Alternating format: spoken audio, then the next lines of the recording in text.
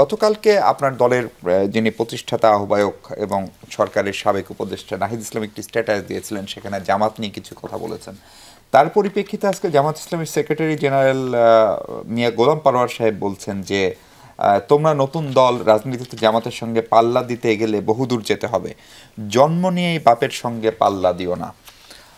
তার মানে এক ধরনের একটা পারসেপশন একটা অংশে ধরনের করার চেষ্টা করেছিল যে এনসিপি আসলে জামাতেরই একটা অংশ, অথবা জামাতপন্থীদের একটা অংশ, ছাত্র শিবিরের একটা অংশ, বা ডানপন্থীদের একটা অংশ বের হয়ে এনসিপি তৈরি করেছে, বা বৈষম্য বিরোধী ছাত্র আন্দোলনে তাদের একটা বড় ভূমিকা ছিল।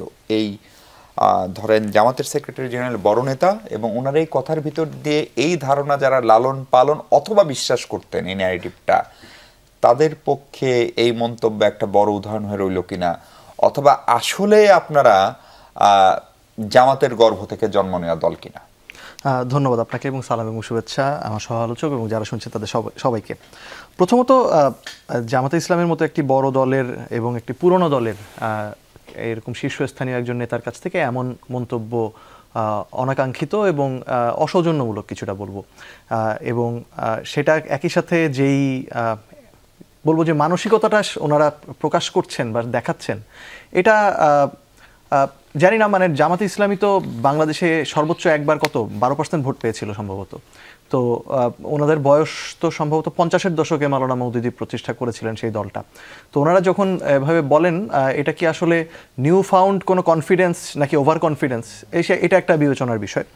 আর দ্বিতীয় বিষয় যেটি হচ্ছে সেটি হচ্ছে আপনি যে কথাটা বললেন যে জামাত নিয়ে যেই ধারণাটা, বা দেখুন বাংলাদেশে অনেকগুলো দলকে নিয়ে এরকম বিভিন্ন আলোচনা রয়েছে যে এরা মনে হয় জামাতের, কারণ জামাতের রাজনীতিটার সাথে অনেকে এই প্যাটার্নটাকে মেলাতে পারে বা মেলাতে চায় যে জামাত সম্ভবত এরকম বিভিন্ন রকম উইং খুলে তাদের এজেন্ডা বা তাদের রাজনীতি করতে চায়, তাদের রাজনীতির কৌশলের একটা অংশ হিসেবে তারা এভাবে দেখে। এই কারণে মানুষের মধ্যে একটা সন্দেহ থাকতে পারে। কিন্তু মূল বিষয় হচ্ছে যে এটার হয়তো গত 1 বছর ধরে বেশ কিছু ঘটনায় বা কিছু যেহেতু গণঅভ্যুত্থানটা বাংলাদেশে করা হয়েছে, সেখানে আমরা মনে করেছি যে বাংলাদেশে ডান বাম মানে সকল রকম বিভেদের ঊর্ধ্বে উঠে সবাই মিলে একটা গণঅভ্যুত্থান হয়েছে। তো 15 বছর যেহেতু জামাতে ইসলামী বাংলাদেশের রাজনীতিতে প্রকাশ্যে কোনো রাজনীতি করতে পারেনি এবং একসাথে একই কর্নার ছিল বলা যায় একেবারে বাংলাদেশের রাজনীতিতে, শুধু 15 বছর না, গত 50 বছরেই মেইন স্ট্রিমে বাংলাদেশের রাজনীতিতে জামাত ইসলামীকে ওইভাবে কাউন্ট করা হতো না। তো সেই জায়গায় যখন জামাত গত 1 বছর বেশ ডমিনেন্ট একটা পজিশনে রয়েছেন এবং বলা যায় গত ইতিহাসের সবচেয়ে ভালো সময় পার করছেন রাজনীতিতে, সেইটার সাথে অনেকে গণঅভ্যুত্থান এবং গণঅভ্যুত্থানের নেতাদের একটা মিলিয়ে ফেলার চেষ্টা করেছেন। এবং যেহেতু শিবির কারা করেন বিভিন্ন ক্যাম্পাসে এবং কোটা আন্দোলন, মানে ধরুন যখন প্রথম 2012 বা 13 সালে কোটা আন্দোলনটা হয়, তখন থেকেই এক ধরনের ফ্রেমিং করার চেষ্টা ছিল যে কোটা আন্দোলন আসলে শিবির করে, এবং 2018 সালে কোটা আন্দোলনকে এরকম ফ্রেমিং দেওয়ার চেষ্টা করা হয়েছিল, এবং এই ট্যাগিংটা যত দুর্বল হতে হতে একটা সময় এসে এটা সফল হয়েছে।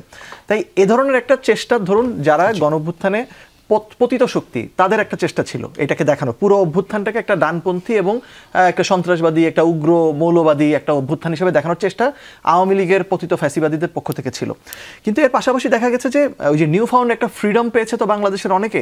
এর মধ্যে আমরা দেখি যে ধরুন মানহাজি, আমরা জঙ্গি বলা হয় তথাকথিত যাদেরকে, এরকম অনেকের, হিজবুত তাহরির, এরকম অনেক সংগঠনেরও আবির্ভাব ঘটেছে। তো অনেকে এটা একসাথে যেহেতু ঘটেছে, এটা মিলিয়ে দেখেছে। একদম বিনয়ের সাথে একটা প্রশ্ন, আপনি যেটাকে ধরেন অনাকাঙ্ক্ষিত বললেন কিংবা অশোভন বললেন জামাতের সেক্রেটারি জেনারেলের মন্তব্য, সেটি তো মূলত গতকালকে নাহিদ ইসলাম যে মন্তব্য করেছেন তার প্রতিক্রিয়া। ফলে নাহিদ ইসলাম তো দলের প্রধান, তিনি আনুষ্ঠানিকভাবে ফেসবুকে স্ট্যাটাস দিয়ে গতকালকে জামাতকে নিয়ে যে অভিযোগগুলো করেছেন বা যে শব্দ চয়ন করেছিলেন, সেটি কি যথার্থ ছিল, নাকি এটি রাজনীতিতে ইট মারলে পাটকেলটি খেতে হয় সেই অবস্থার ভিতরে যাচ্ছেন আপনারাও? যদি উনি আমাদের জবাবটা, নাহিদ ইসলাম যে কথাগুলো বলেছেন তার পিছনে উনি বেশ কিছু কারণ দেখিয়েছেন।